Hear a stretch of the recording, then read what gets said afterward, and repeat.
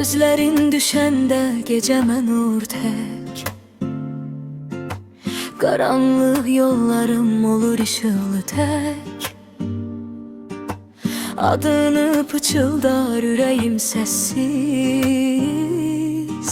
Sen varsan diye dünya mənə bəsdir. Sesin külək kimi saçımı oxşar.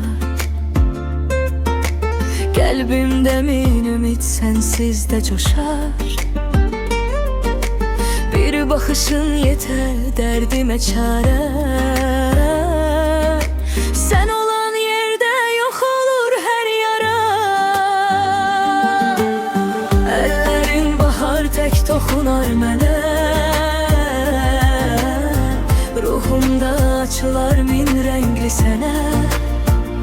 Gülüşün güneştir, isidir canım. Sensiz təsəvvür etmirəm sabahı. Her gece dualarım sənə sarıdır. Adın ürəyimdə en güzel addır.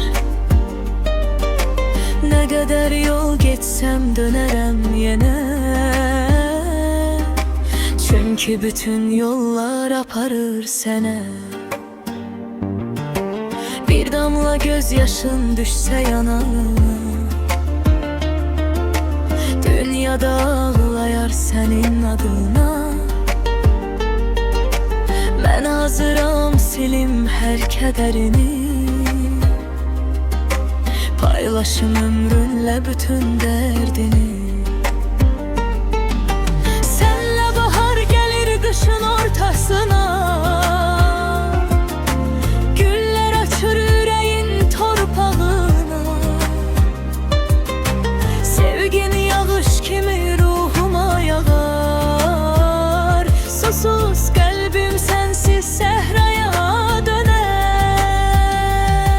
Adını yazmışam talimi mən. Bozulmaz hiç vaxt o sevgiyle silinmez izimden.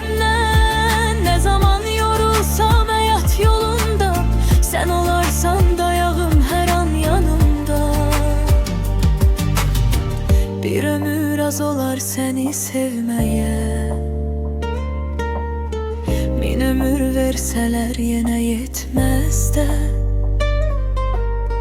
Her nefesimde var senin adın. Sen benim dualarım, sen benim dadım. Geceler ulduzlar şahittir bize. Sevgi and içmişik sessiz semaya. Ne zaman elinden tut geçsem, bil ki ömrüm boyu bırakmaram seni hiç vaxt. Eğer soruşsalar sevgi nedir diye, adını çekerem hamın önüne.